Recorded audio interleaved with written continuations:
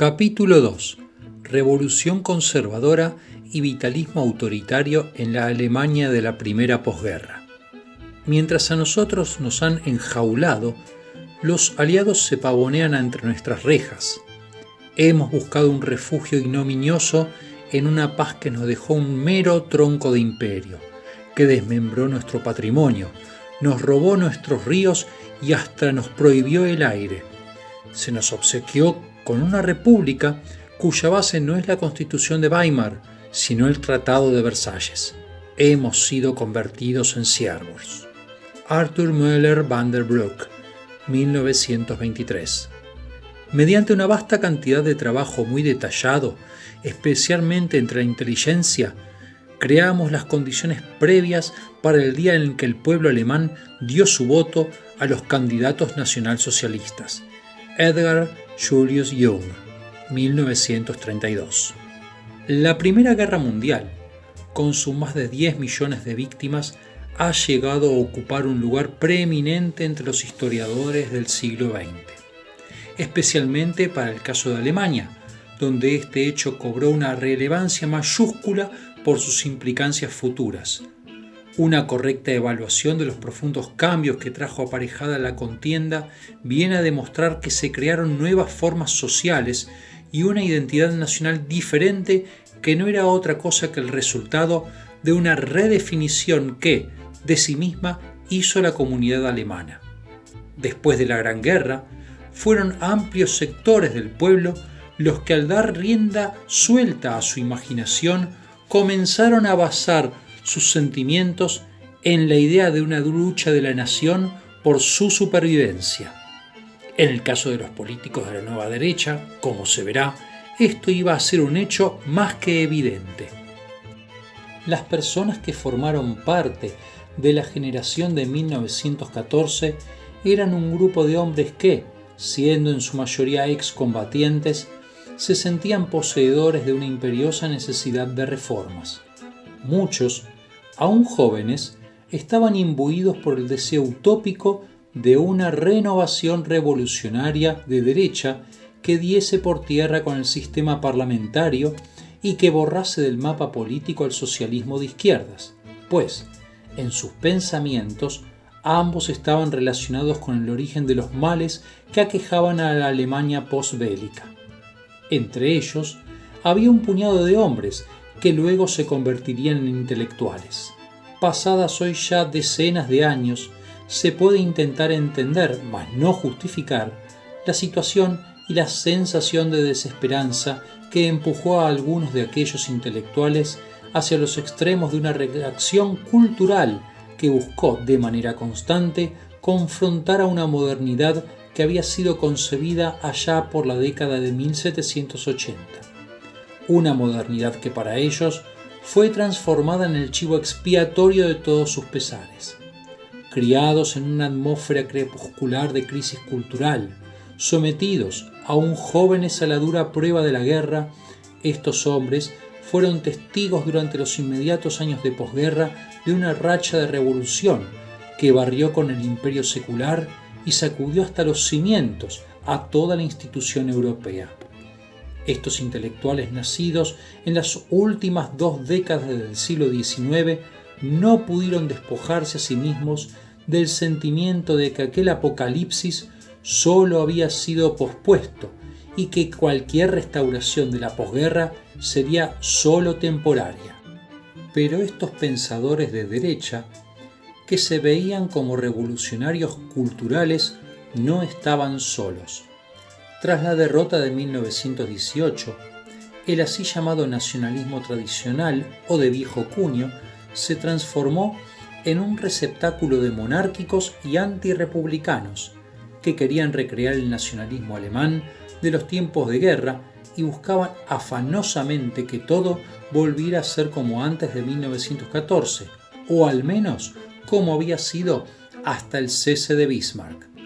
Con total ignorancia de los nuevos problemas sociales, aflorados tras 4 años de conflicto y con un evidente desprecio por las formas populares de patriotismo y participación surgidas tras la irrupción masiva de la ciudadanía en el esfuerzo bélico, Desde su fundación en 1918, el DNBP, o Partido Popular Nacional Alemán, era el partido burgués más fuerte y durante la época de la República representó a aquel tipo de nacionalismo de tenor más tradicionalista. Un nacionalismo que no intentaba, a diferencia del nacionalismo de nuevo cuño, superar la lucha de clases en la comunidad del pueblo, sino que sus miembros despreciaban la lucha de clases, pero no para construir una comunidad mejor en colaboración con el proletariado, sino porque el proletariado les disputaba su posición dirigente en la nación.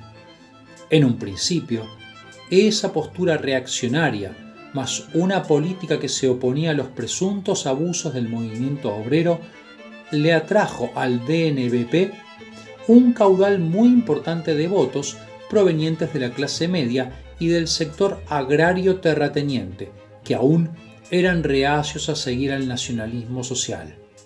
El Partido Socialdemócrata Alemán, SPD, o menos aún, al Partido Comunista de Alemania, KPD.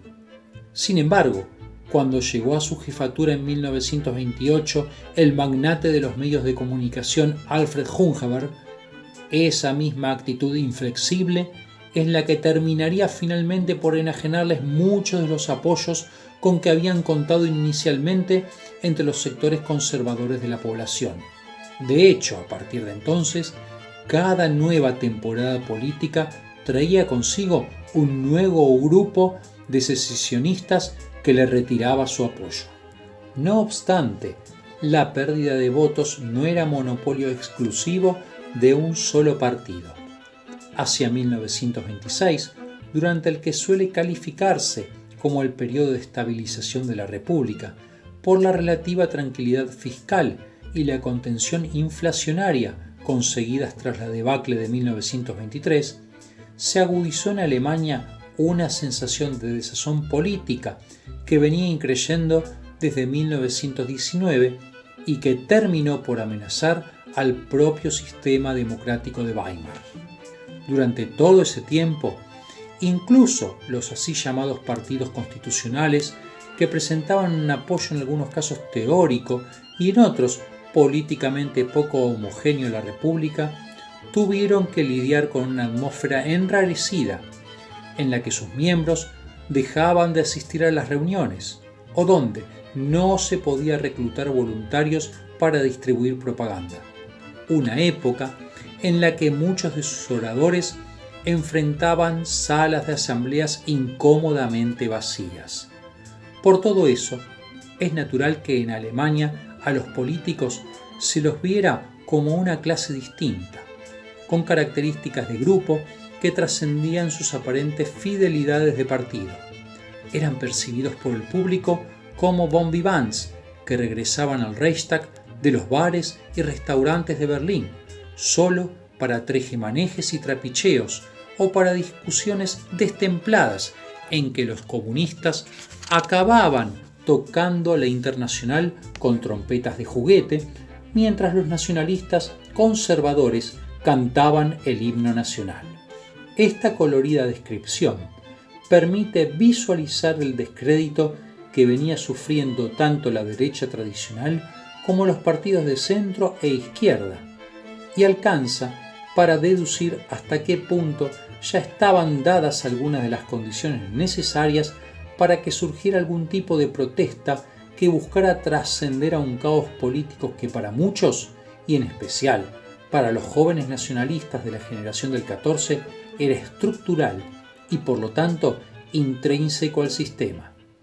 De esta manera, en una Alemania donde la práctica política cotidiana parecía demostrar que la Constitución de Weimar debía su existencia en mayor medida a la tolerancia de sus enemigos que al vigor de sus partidarios, sin prisa, pero carente de pausa, fue tomando forma un movimiento patriótico multiforme que apareció en gran escala a raíz de la derrota de 1918.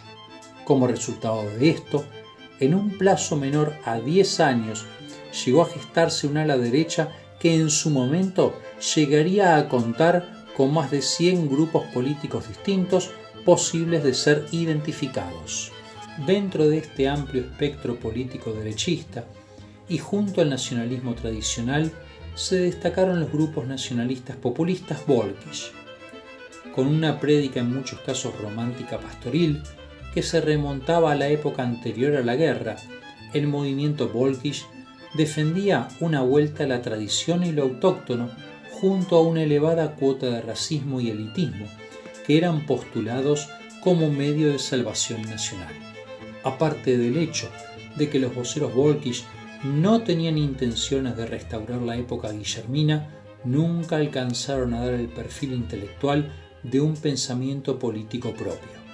Sin embargo, quienes sí reunirían las condiciones intelectuales para dar forma política a lo que podría entenderse como una estructura ideológicamente coherente fueron los escritores más jóvenes que participaron del llamado nacionalismo de nuevo cuño.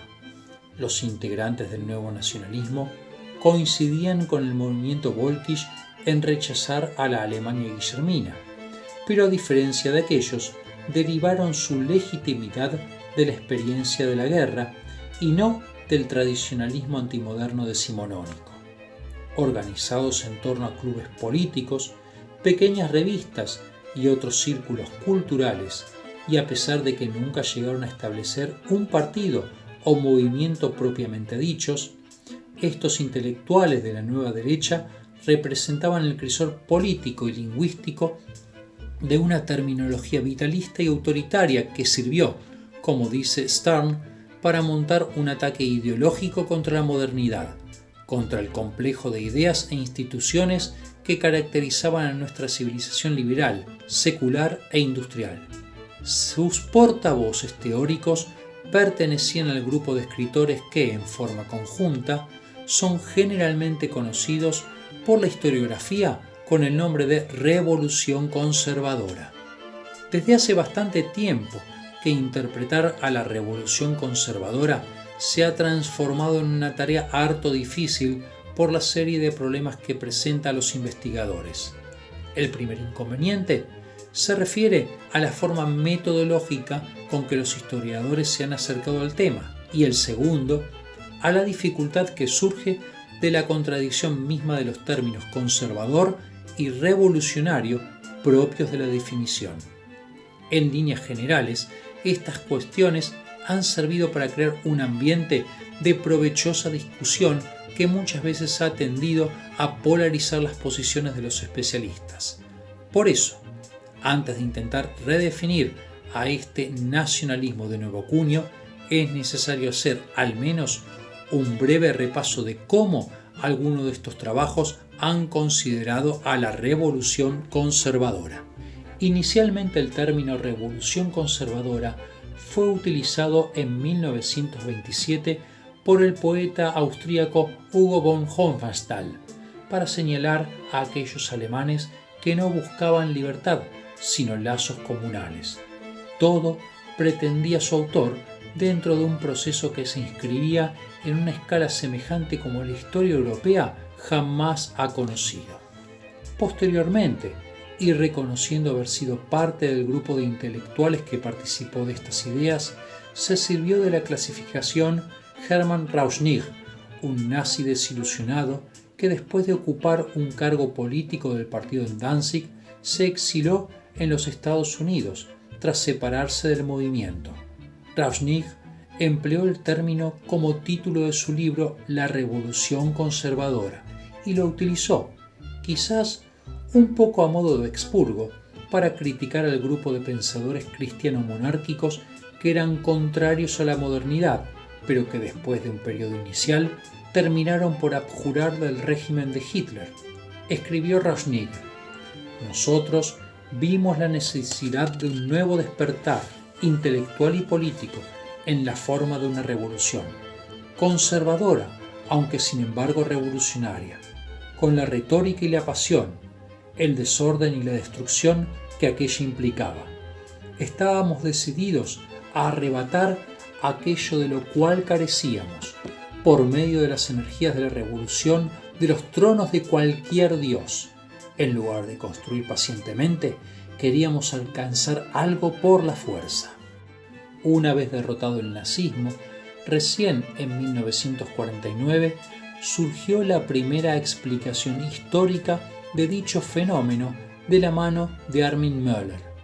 El análisis de Möller se basó en considerar a estos nuevos revolucionarios de derecha como un grupo que en general rechazaba los principios básicos emanados de la Revolución Francesa y en particular echaban mano al desprecio del cientificismo racionalista del siglo XIX para fundamentar a partir de ahí un orden nuevo sobre las ruinas de la Alemania guillermina. Su ya tradicional clasificación de 5 grupos relacionados con la revolución conservadora, a saber, los nacionalistas Völkisch, los jóvenes conservadores, los nacionalrevolucionarios, el movimiento agrario popular Landvolk y el movimiento de la juventud Bündischen, ha sido recientemente criticada como apologista, reprochándosele dejar por fuera de esta división al partido nazi y querer de esta manera absolver a la derecha radical de Weimar de su culpa por la asociación con el NSDAP. Simultáneamente, al aspecto metodológico del trabajo de Möller ha sido también colocado en tela de juicio por la aparente excesiva insistencia que pone en los aspectos espirituales de la revolución conservadora, mientras que deja de lado aspectos de su relación con la práctica política de poder. Como un intento por corregir el olvido de Möller, Kurt Sontheimer, en 1962, buscó puntos de contacto entre la nueva derecha y los nazis, con lo cual la revolución conservadora pasó a ser una parte más de las ideas antidemocráticas de Alemania durante la primera posguerra junto con el nacionalsocialismo. Un tanto más cerca en el tiempo, Stefan Breuer, en 1993, con su Anatomía de la Revolución Conservadora, aludió a la poca claridad que generaba el término y propuso como nueva denominación utilizar el apelativo de nuevo nacionalismo. Mientras tanto, en una perspectiva que prometía echar nuevas luces sobre los intentos por comprender el fenómeno alemán en cuestión, Harf trazó el concepto de modernismo reaccionario como un modelo que también aplicaba la interpretación sociológica al estudio de lo que él consideró una importante corriente dentro de la ideología conservadora y luego dentro de la ideología nazi. Herf buscó vincular la conciliación entre las ideas antidemocráticas, románticas e irracionales del nacionalismo alemán y la manifestación más obvia de la racionalidad de medios y fines, entiéndase por ello la tecnología. Al margen de que sea posible emitir algún tipo de reparo al alegato hecho por Herf, en el sentido de que pudo haber sido una carencia de ilustración la que desencadenó la revuelta antidemocrática en Alemania, contribuyendo así a la coexistencia del irracionalismo político con el rearme y la racionalización industrial nazis, no parece justo reducir este trabajo, como algún estudio lo ha insinuado, a la categoría de equívoco fundamental. Con un acercamiento un poco más ecléctico, Kate Bullivant, a diferencia de otros análisis históricos, tiende, como él mismo reconoce, a confirmar el punto de vista de Möller, en cuanto a que la experiencia de la Gran Guerra fue, para estos escritores, como un purgatorio, cuyo fuego consumiría todo lo dudoso y falso de la época. Bullivant considera que un camino efectivo para comprender el fenómeno de la revolución conservadora es abocarse al estudio de la autoconciencia de quienes pertenecían a ella, dado que ellos mismos reconocían no ser meramente conservadores y, constantemente, se esmeraban en distanciarse de los grupos existentes y de ideas como el viejo conservadurismo o los reaccionarios. En coincidencia con un trabajo de Karl Prüm, de anterior publicación, Bullivant también advierte que estos hombres, como un selecto grupo de escogidos, y a diferencia de lo que pudiese uno esperar, practicaron el distanciamiento de las clases bajas, al utilizar en sus trabajos un lenguaje cargado de una asombrosa erudición, lo que automáticamente ponía sus escritos fuera del alcance de un público masivo. El mismo Bullivant reconoce lo complicado que puede resultar etiquetar a la revolución conservadora como contribuyente directa de las ideas del nacionalsocialismo, pero advierte: no cabe duda de que los ideólogos del partido nazi eran completamente conscientes de la proximidad del pensamiento conservador revolucionario a determinadas áreas del suyo propio, y fueron lo bastante astutos como para utilizar ese hecho. Con un panorama de fondo como este, donde se aprecia la dificultad de expresar criterios claros que permitan definir de una manera más o menos consensuada y precisa el fenómeno llamado revolución conservadora, y en especial su relación con el nazismo, parece tanto más acertado valerse del vitalismo autoritario como un modelo ideal apto para comprender de forma mucho más abarcativa este producto alemán de la primera posguerra europea, dentro de sus dos dimensiones, la del culto vitalista y la del autoritarismo antidemocrático. Entre los intelectuales que se veían a sí mismos como conservadores y revolucionarios al mismo tiempo, destacó por su importancia la figura de Müller-Vandenbroek. Comparado muchas veces con el ginebrino Jean-Jacques Rousseau por la influencia de sus ideas, Arthur Müller-Vandenbroek fue la fragua política donde se modeló la síntesis ideológica de la revuelta derechista en Alemania. Nacido en 1876 en Solingen, un pueblo de la Baja Sajonia, tiene también la dudosa distinción de ser ocasionalmente considerado el vínculo principal entre las ideas de la revolución conservadora y la ideología nazi que condujo a Hitler al poder en 1933. Cansado de la enseñanza en la educación secundaria, Müller abandonó Alemania antes de la guerra, y gracias a una importante fortuna personal, su abuelo había sido hacendado y el padre arquitecto, se dedicó a una vida errante por Europa, que con el tiempo terminó por crear en él una gran nostalgia por su tierra natal. Tras su paso por París, recibió el influjo del misticismo contenido en las obras de Dostoyevsky, las cuales se dedicó a traducir, y con la derrota alemana, al concluir la guerra, recibió el impulso final que lo catapultó al terreno de la literatura política. Como formador de opinión pública, tuvo influencia dictando seminarios y a través de la publicación derechista La Conciencia, que él mismo dirigía. Pero ninguna de estas actividades se compara con la marca indeleble que dejaría su obra más importante, El Tercer Reich, Das Dritte Reich, publicada en 1923.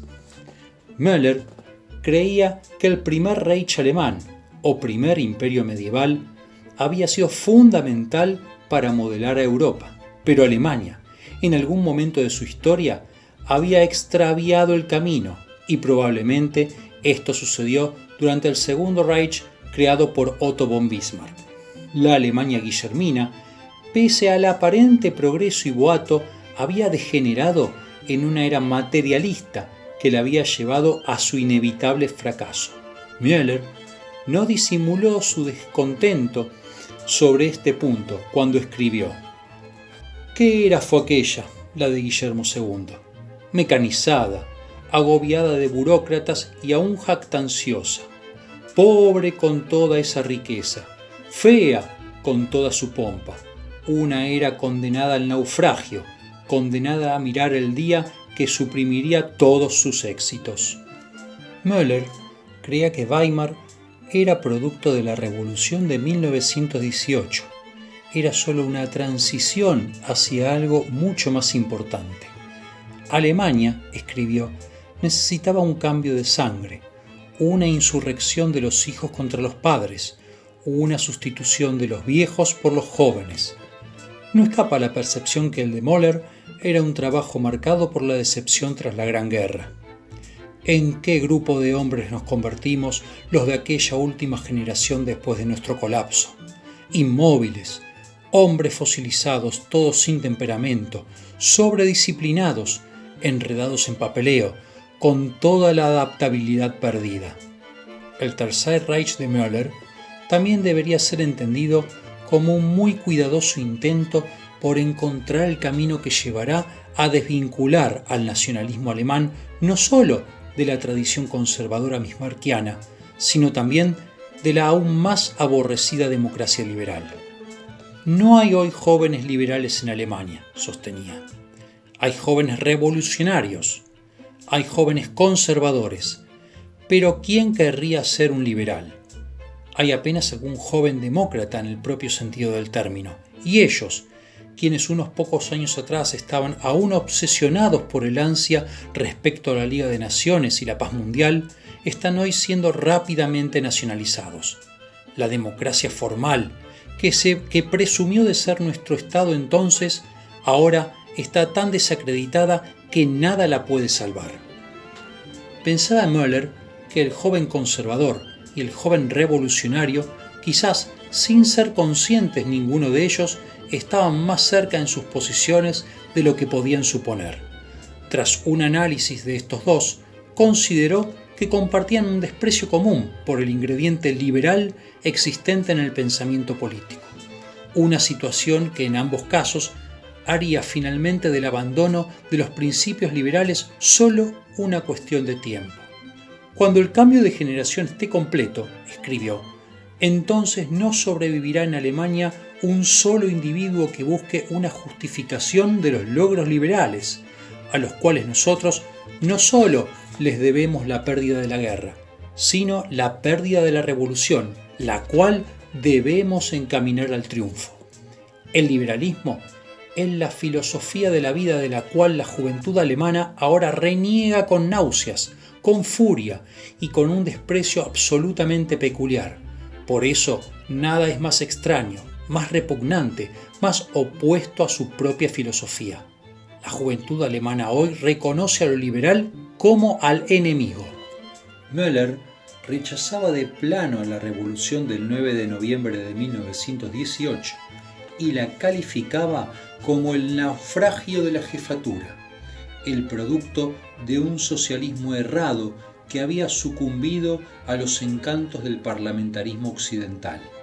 Sin embargo, la protesta de Möller no terminaba allí.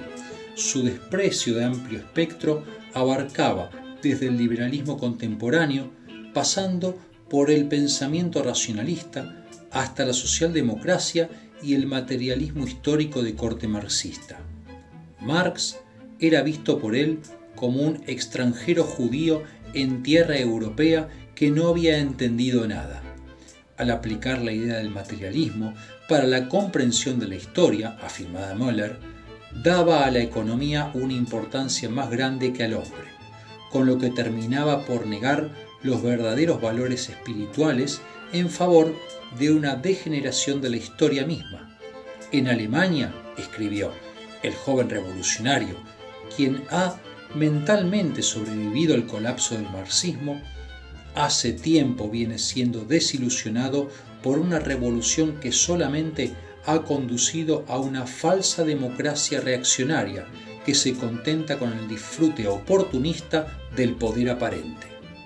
Möller creía que sus coetáneos eran testigos de una rebelión contra la edad de la razón, una edad que era ajena al verdadero espíritu democrático del pueblo alemán, un espíritu que, basado en principios de jerarquía y orden, quedaba demostrado en el hecho de que eminentes figuras de la historia alemana como Goethe o Bismarck eran hombres no liberales. El liberalismo, visto como el hijo malsano de la razón, había arruinado las naciones y en definitiva ahora no tenía ninguna magia que ofrecer. Por eso, Möller hacía un llamado vehemente para rescatar el carácter primitivo de la tradición cultural alemana, pero adecuándolo a las necesidades políticas de una Alemania moderna. En el discurso de Möller afloró también la beta política de la llamada filosofía de la vida, Lebensphilosophie, donde quienes participaban de este pensamiento se sentían como socios de un club exclusivo, en el que solo unos pocos elegidos estaban en condiciones de participar del conocimiento de sus saberes ocultos. La Lebensphilosophie prometía restaurar el balance natural que había provocado la pérdida del alma Einzelum en un mundo moderno carente de sentimiento.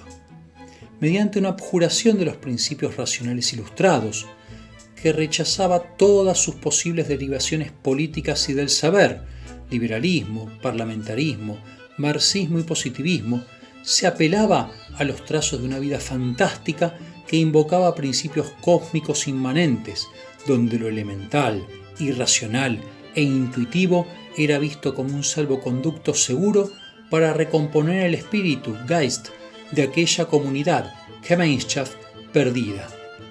Marcada a fondo por la estética nietzscheana, esta filosofía invocó la superación de la estrechez del pensamiento intelectual y propuso reemplazarlo por una noción más intuitiva, voluntarista y heroica del mundo.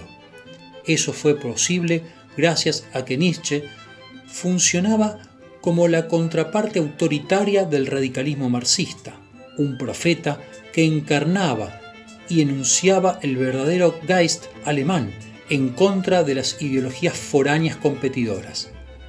La Lebensphilosophie apuntaló la dimensión vitalista en el pensamiento de revolucionarios conservadores como Müller y transformó su revolución en un hecho de autoconocimiento espiritual. El sentimiento de revancha, ocasionado por la derrota de la guerra, mezclado con el desprecio de valores republicanos y democráticos, junto a una Lebensphilosophie politizada a su medida, proporcionó a vitalistas autoritarios como Müller la vía alternativa de un socialismo nacional para la recuperación de Alemania. Más importante todavía, la promesa de un autoritarismo militante revolucionario auguraba por sobre todo una concepción transfigurada del socialismo que dejaría atrás a todas las asociaciones marxistas de izquierda. Por este mismo motivo, Müller se quejaba de los reaccionarios a la vieja usanza, a los que rechaza porque no sabían qué hacer con el fenómeno de la masa trabajadora y sus reclamos de inclusión y participación políticas. Müller buscó, a diferencia de la política seguida por el DNVP, un nacionalismo social que contuviera y nacionalizara a la masa trabajadora. Por eso hablaba de una guerra social del proletariado que expiaría los errores del 19 de noviembre de 1918. A lo que agregaba, será una guerra de ideales mundiales, una guerra de ciudadanos no dirigida contra nosotros, sino contra la burguesía del mundo, por quien estamos siendo sacrificados. Si nosotros ganamos esta guerra final, concluía, habremos por eso ganado el regreso al imperio. Este párrafo incluso permite intuir la fuerza con que Müller rechazaba la política tradicional de los partidos políticos, un punto que demuestra el título de su libro, al que originalmente quería llamar El Tercer Partido, pero cuyo nombre cambió luego por el de Tercer Reich. No obstante, a través del programa que tenía previsto para los revolucionarios conservadores, la idea de un tercer partido siguió presente en el texto. Los miembros de ese tercer partido tendrían a su cargo la tarea de evitar que Alemania se definiera por la democracia o el proletariado. Como políticos, sus integrantes mantendrían una postura intermedia que estaba por sobre los partidos políticos de corte tradicional y los trascendería con el fin de velar por los intereses de la verdadera nación. Müller apuntaba a la recuperación nacional mediante un exhorto vitalista en el que sus seguidores, como regla básica, rechazaban la política pensando que ésta había traído a Alemania y a Europa a la ruina. Como nuevos nacionalistas, su programa apelaría al hombre en cada alemán y al alemán en el hombre, con la confianza de que aún en Alemania podían encontrarse. Muchos hombres cuya razón no ha sido obscurecida por la Ilustración, quienes tienen preservada la claridad de su entendimiento, hombres con introspección verdadera, simple, franca, con pasiones fuertes, viriles y primitivas, y la voluntad para actuar en consecuencia. Müller creía que debía hacerse una síntesis entre lo revolucionario y lo conservador. La revolución, escribió, ha restaurado su significado el pensamiento conservador, y de esta unión dependerá el resurgir del poderío alemán a través de un nacionalismo transformado en el campeón del imperio final, siempre prometido, nunca cumplido. El Tercer Reich describe al nuevo nacionalista como a un eterno místico que busca y promete recuperar el honor perdido a una Alemania atormentada por la derrota. Reclama por una mejor distribución material de los territorios coloniales pretendidos pero no poseídos, y ve en las condiciones de paz impuestas por los países aliados una acción vejatoria para con el orgullo germano. Es así que Müller promete venganza y resarcimiento, pues está seguro de que el enemigo aún tiembla ante la sombra política del imperio. El vitalismo autoritario que Müller demanda es una clara declaración de intenciones que se manifiesta por medio de una geopolítica que reemplazará la tradicional lucha de clases por la inferencia final del imperialismo social. En respuesta a una población en crecimiento, el Tercer Imperio rechaza cualquier propuesta que involucre algún tipo de control poblacional de corte neomalthusiano, por considerar que esta no sería una solución heroica, y se muestra partidario de que el nuevo Reich proyectase sus fronteras mediante el despliegue de una política oriental, Staatspolitik, que mire hacia el este europeo. Esta estrategia sería fundamental para dar cabida a un excedente de 20 millones de alemanes, que no tenían un lugar donde vivir, y por otra parte, serviría para separar a la cultura alemana de la corrupción de Occidente, al relegar a Francia a las márgenes de la periferia europea. En un sentido más amplio, Alemania debía transformarse en el bastión de una nueva Europa. La vieja Europa era demasiado despreciable para tener algún valor. El Tercer Reich de Müller se movía sobre dos direcciones concretas.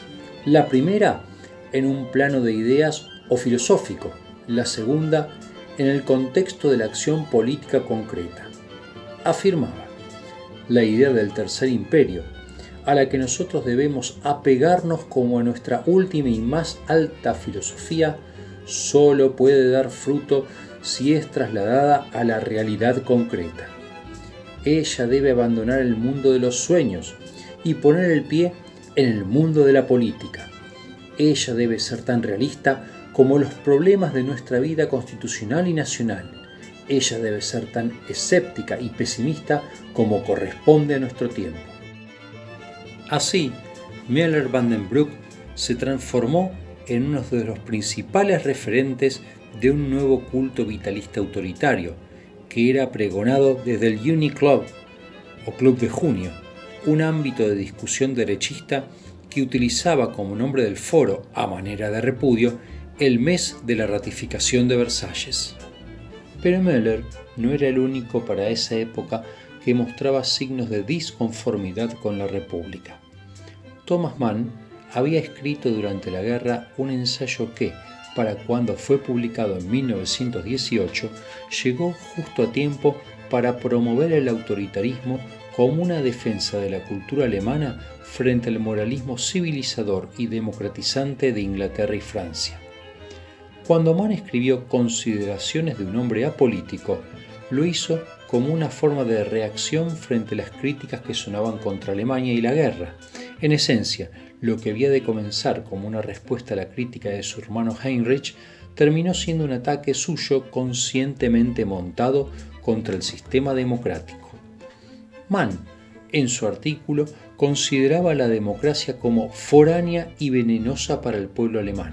Para él, los alemanes nunca iban a poder querer a la democracia política, debido a que el actualmente muy desvalorizado Estado autoritario es y será el único que es adecuado y apropiado para el pueblo alemán, y el único que ellos, los alemanes, básicamente quieren.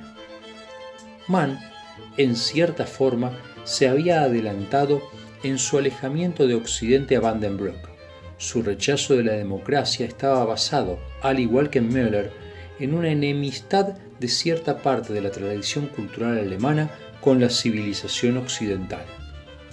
Al utilizar una retórica cuyo planteo principal era el antagonismo entre culturas, donde una cultura superior, hackeada por sus enemigos, se enfrentaba a otra ajena e inferior, Mann extraía sus argumentos contrarios a la política y la democracia como el producto de un enfrentamiento natural e inevitable entre Kultur y Zivilisation. El pueblo, Volk alemán, debía ser puesto fuera del encanto pernicioso de una civilización occidental, corruptora y decadente, que era portadora de un racionalismo ilustrado en el cual el accionar político actuaba como un agente subversivo que socavaba las tradiciones y el espíritu nacional.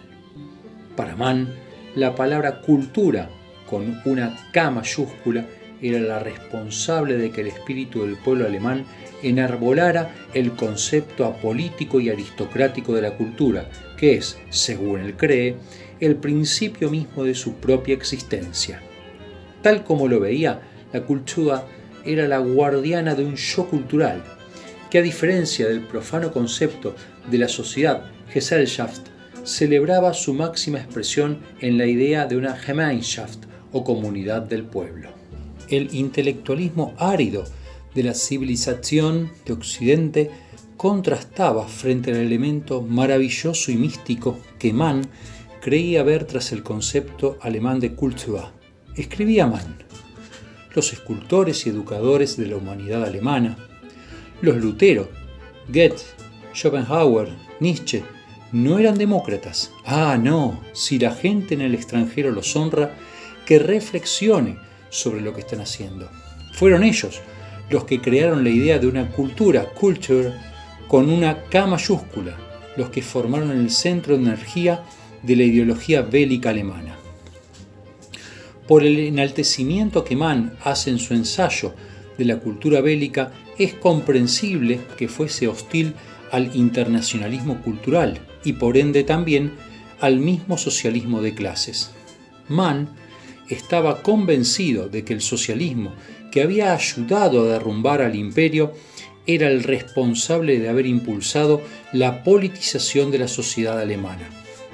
Esta politización perniciosa era, a sus ojos, el fruto de un espíritu imposible en Alemania, de un agente extraño que es descrito por él como una retórica maliciosamente seductora al servicio de la conveniencia social. Sobre esto escribió: hay naciones altamente políticas, naciones que nunca están libres de la estimulación y la excitación política, que aún por una completa carencia de habilidad en la autoridad y el gobierno, nunca han logrado algo en el mundo y nunca lo lograrán. Los polacos y los irlandeses, por ejemplo. En el otro extremo, la historia tiene solo elogios para los poderes de organización y administración de la totalmente apolítica nación alemana. Cuando uno observa a dónde Francia ha sido conducida por sus políticos, a mí me parece que tiene a su alcance la prueba de que a veces las cosas no se resuelven con política. Para Mann, la vida política de los partidos, entendida como lo era en Occidente, debía ser descartada y adaptada en términos propios de la cultura alemana. Le disgustaba el pedido de política en el sentido de la palabra que pertenece a la esfera intelectual, esto es, la politización del intelecto, la distorsión del concepto de intelecto en aquella de la reforma de la Ilustración, del humanitarismo revolucionario que funciona como veneno y como narcótico. Mann se mostró incómodo con los resultados de una democratización superficial, producto de la derrota de 1918. Se inclinaba a pensar que la diferencia entre el intelecto y la política incluye aquella de cultura y civilización, de alma y sociedad, porque en definitiva la tradición alemana es cultura, alma, libertad, arte y no civilización, sociedad, derecho de voto y literatura.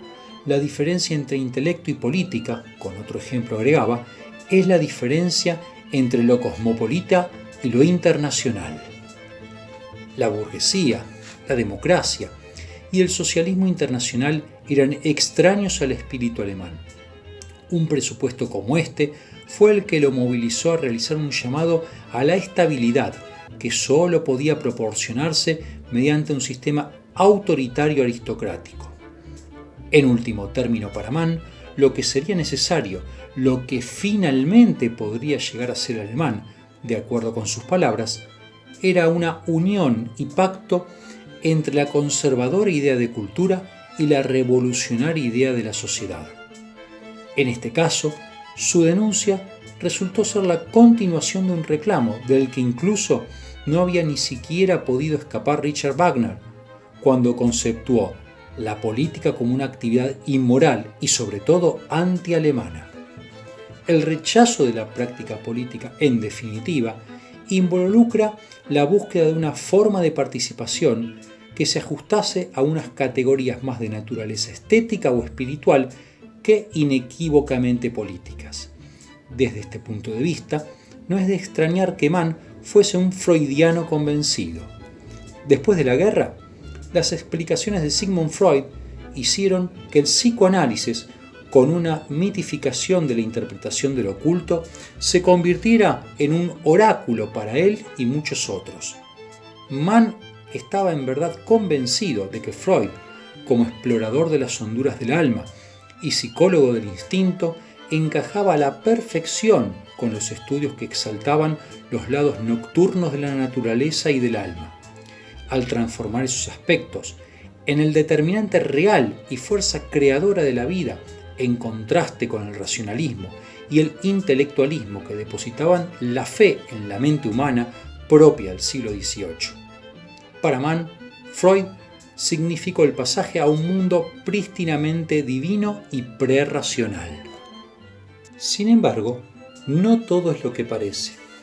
Para marzo de 1933, el Premio Nobel de Literatura, que se encontraba en una gira de conferencias por el exterior, escapó por poco al arresto cuando el régimen nazi allanó su casa en Alemania.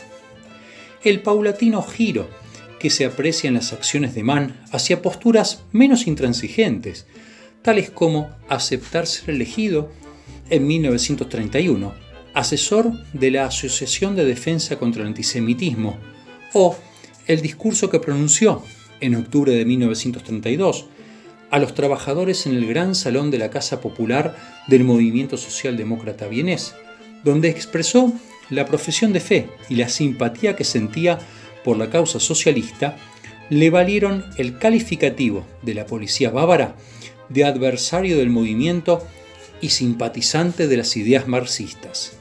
En todo caso, ambas situaciones hicieron de Mann un vitalista autoritario especial. Pocos autores han podido reflejar cómo Mann lo inmortalizó a través de la literatura, los traumas y consecuencias que provocaría la confluencia del mundo viejo-nuevo que proclamaban los vitalistas autoritarios. Un mundo del que ellos rescataban la antigua tradición de autoridad prusiana, pero esta vez maquillada y remozada con el color estridente y seductor que provocaba la apariencia de la participación popular, una participación ciudadana que, por otro lado, estaba irremediablemente tan de moda por aquellos días. En Dr. Faustus, escrito al término de la guerra y publicado en 1947, Mann describe la historia de Adrian Leverkühn, un artista que, después de firmar un pacto por el que cede su alma al diablo, busca superar a los demás hombres, alejándose de las trabas de la razón y de los cuestionamientos de orden moral. Mann describe con lucidez cómo, tras un tránsito fugaz por el éxito, la senda del mal termina por acabar con la gloria y la exaltación iniciales de Leverkühn, lo mismo que le sucederá a Alemania cuando luego de las victorias iniciales del Tercer Reich le toque sobrellevar su triste final. Los vitalistas autoritarios que participaron de la revolución conservadora fueron profundamente irracionalistas y como tales eran a su vez deudores de una de las formas más negativas del movimiento romántico alemán del siglo XIX. Los conservadores revolucionarios adoptaron una forma derechista de romanticismo, que en su búsqueda por dar nueva validez a las verdades del ámbito espiritual, no solo se oponía al mecanismo newtoniano a través de la autoafirmación de la subjetividad individual kantiana, sino que también encarnaron el epítome del concepto antiliberal y autoritario del Estado alemán como sostenedor de la ley e historia universales. Su criticismo reclamaba una nueva versión, más moderna y renovada, del romanticismo del siglo XIX, que los forzó a dar un salto al vacío que iba desde el mundo ideal al real. Carl Schmitt, un hombrecito bohemio del noroeste de Alemania, que apenas si superaba el 1,5 metros de estatura, era el mayor exponente en el ámbito del derecho alemán de su época y uno de los intelectuales más capaces de los que promoverían el cambio. Enfocado en criticar la falta de acción en el movimiento romántico del siglo XIX, Schmitt lo caracterizó como un movimiento estrictamente estetizante. Un movimiento que, aunque cargado de denuncias, nunca había sido capaz de alcanzar el radicalismo político necesario para producir una verdadera transformación. De aquí sus palabras: definidme como queráis, pero no como un romántico. El trabajo de Schmitt, titulado Romanticismo Político, de 1919, es un reclamo concreto por superar la pasividad que él creyó reconocer en el movimiento romántico del pasado. Una inacción que para Schmitt, finalmente, lo ponía al servicio de otros intereses, en este caso, de la nueva burguesía.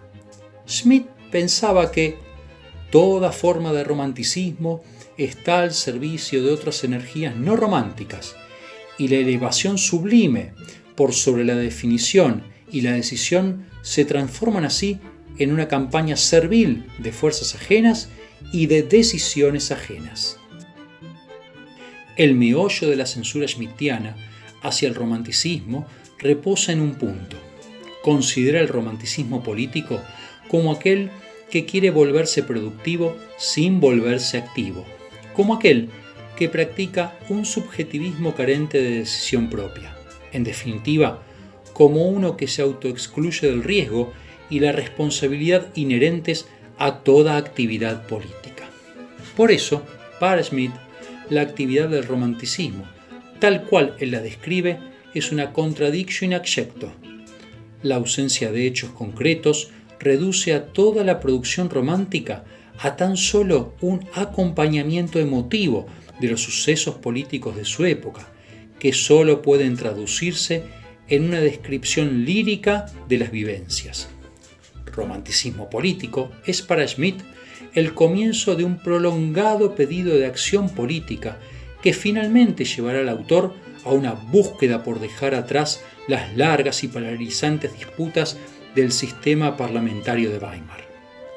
Como si buscara dejar a un lado todo atismo de una visión nostálgica que pretenda presentar al romanticismo como un movimiento orientado hacia el pasado, Schmitt quiere introducir una serie de cambios que promuevan al romanticismo a un estadio superior, en el que la salvación de las almas se dará en la medida en que los alemanes sean capaces de crear su propia legitimidad. De la mano de esto estaba su agudo desprecio por la vida burguesa que, a la par de calificarla como carente de espíritu, Ungeist, la repudiaba por ser una corriente nauseabunda del materialismo, donde la gente se interesa por todo, pero no se entusiasma por nada. Esta línea de pensamiento, más tarde, llevaría intrínsecamente al decisionismo planteado por Schmitt en su ensayo de 1932, El concepto de lo político, donde para el autor lo más importante era pedir acción en vez de deliberación, decidir en vez de valorar. Producto de la prolongada crisis en que estaba sumergida la República y como antesala del ascenso de Hitler al poder, Schmitt propuso que las situaciones de emergencia eliminan la necesidad del derecho normativo y que es soberano quien toma las decisiones reguladoras que permitirán salir de la situación de emergencia. De esta forma, el hecho consumado termina por crear su propia legalidad. Vale decir, el decisionismo así planteado se transformó en un ataque abierto contra el principio de legitimidad y las normas constitucionales vigentes en Weimar, especialmente contra el sistema parlamentario, mas no contra la autoridad presidencial a la que sigue aún asignando amplios poderes. Ahora, transformadas en virtud, pasaban a ser más importantes la voluntad y la acción política que el tiempo perdido en los paralizantes y tediosos debates del Reichstag.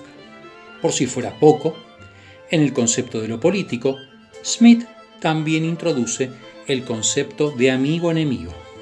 En el Evangelio según San Mateo puede leerse amen a sus enemigos, pero en este caso el texto sagrado solo se refiere al enemigo privado, al inimicos, no al enemigo público, llamado hostis, de manera tal que el enemigo político, el hostis, según la teoría schmittiana, queda librado del alcance del Nuevo Testamento, criterio que para Schmitt pasa a representar una verdad perenne de la historia humana. De aquí su famosa frase, dime quién es tu enemigo y te diré quién eres. Según entiende Schmitt, la política se ha regido desde siempre con la noción de amigo-enemigo, con lo que crea una relación de fuerza que no hace más que trasvasar una premisa propia de la guerra de trincheras a la categoría de concepto político. Y no solo eso, la fórmula llega aún más lejos. El distinguir al amigo del enemigo sería también empleado por Schmitt como un medio de promover la igualdad esencial, Artgleichheit, y la homogeneidad, Gleichzeitigkeit, en la nueva comunidad de etnia, Volksgemeinschaft, y así depurar elementos no arios foráneos de la vida pública. Entre otras cosas, son de fundamental importancia los planteos que Schmitt hizo en el plano colonial para sentar las bases de la futura expansión territorial emprendida por los nazis hacia el este en 1941. El espacio no europeo, escribió Schmitt, no tiene amos, se halla no civilizado o medio civilizado. Era un territorio de colonización, objeto de conquista de las potencias europeas que se transformaron de esta forma en imperios gracias a sus colonias de ultramar. Las colonias, continúa, han sido hasta el presente el elemento espacial fundamental del derecho europeo. Con este pretexto, y dado que el espacio extraeuropeo ya había sido ocupado en su mayor medida desde el siglo XIX por otras potencias, ahora era el turno de que Prusia hiciera lo propio, a costa de sus vecinos europeos. En el estudio de la violencia nazi, una corriente de pensamiento ha creído interpretar que las ideas enunciadas por Schmitt no hacían más que aplicar durante la Segunda Guerra Mundial en Polonia, Ucrania, en los países bálticos y en Rusia los mismos principios y métodos que Francia y el Reino Unido ya habían adoptado en África y en Asia tiempo atrás. Aunque parezca tentador, equiparar los efectos que los antiguos imperios coloniales tuvieron sobre los territorios por ellos administrados con la barbarie nazi, sin embargo, seguramente el tema merece, por las connotaciones ético-morales y humanas del caso, un análisis muy cuidadoso que no debe tomarse a la ligera. Por lo pronto, basta decir aquí que el ideario imperial hitleriano estaba limitado a dos cuestiones fundamentales. Primera, anexionaría al Reich alemán la mayor cantidad posible de territorio conquistado que tuviese alguna perspectiva de ser capaz de asimilar. Y segundo, el resto de Europa, aliados, satélites y pueblos conquistados por igual, sería reducido a un estado servil, infrahumano, en sus categorías más bajas, dentro del hipertrofiado imperio colonial europeo del Reich alemán. El mismo desprecio que Schmitt manifestara por todo aquello que fuera contrario al espíritu del pueblo alemán, Volk, también se hizo patente en Edgar Julius Jung, un hombre que tenía fuertes contactos con círculos industriales de derecha y grupos paramilitares, y que en 1932 dio lo que quizás sea hasta hoy una de las mejores definiciones de lo que simbolizaba el vitalismo autoritario de la nueva derecha alemana. Llamamos revolución conservadora, decía, a la recomposición de todas aquellas leyes y acciones elementales en ausencia de las cuales el hombre pierde el contacto con la naturaleza y con Dios, viéndose incapacitado para edificar un orden verdadero. En lugar de la igualdad, proponemos los valores interiores. En lugar de la orientación social, la apropiada integración en una sociedad jerárquica. En lugar de la elección mecánica, el surgimiento orgánico de jefes auténticos. En lugar de la coerción burocrática, la responsabilidad personal de una auténtica autodisciplina. En lugar de la felicidad de las masas, el derecho de la comunidad del pueblo. Hasta cierto punto, Jung simbolizó con su pensamiento político a la mayoría de los vitalistas autoritarios, que veían con algún grado de complacencia al primitivismo vigoroso característico del partido nazi. La afinidad de algunas de sus ideas con el nacionalsocialismo quedaban expuestas al decir Jung: lo que buscábamos era un nuevo orden nacional que superaría la lucha de clases. Lo que nos importaba era la actitud interior, no la conducta externa. Esto corría el riesgo de transformar a la política en un dogmatismo secular que podía prescindir, lo que de hecho hizo, del miedo a la sanción, que otorga un principio moral emanado de un poder superior. Ya Aristóteles, al final de su Ética, había escrito: los hombres, en su mayoría, no han nacido para obedecer el honor, sino el temor. No está en su condición apartarse del mal por ser deshonroso, sino por el castigo. En este sentido, la liturgia del nuevo nacionalismo compensó la pérdida del verdadero fervor religioso occidental que se remonta a la tradición del dogma judeocristiano, con un enaltecimiento antropológico filosófico que, baste decir por el momento, ensalzaba la maldad congénita del hombre y la grandeza del Estado. El vitalismo autoritario simbolizó el rechazo de valores que para la nueva derecha revolucionaria alemana estaban perimidos, enmascarado con una combinación de inconformismo pretencioso y el recurso quiche de un llamado populista tendiente a la acción política violenta. El conservatismo revolucionario abogó contra las ataduras del viejo romanticismo, contra el normativismo y el liberalismo partidocrático, en virtud de un vocabulario político que estaba enterrado bajo una avalancha de sentimientos irracionales, pero que culturalmente pretendía ser modernista e históricamente superador al mismo tiempo. Al final, y tras el ascenso de los nazis al poder, el vitalismo autoritario se terminaría por transformar en un nacionalismo mesiánico, que sentía fascinación por el horror y la violencia como un agradable alivio del aburrimiento y la decadencia burguesa. El aporte más significativo que la revolución conservadora pudo hacer para con el nacionalsocialismo fue, sin lugar a dudas, proveer a un movimiento que en lo esencial era claramente antiintelectual y que tampoco tenía un programa políticamente homogéneo, una justificación teórica general extremadamente útil que le sirviese como precedente para su acción política.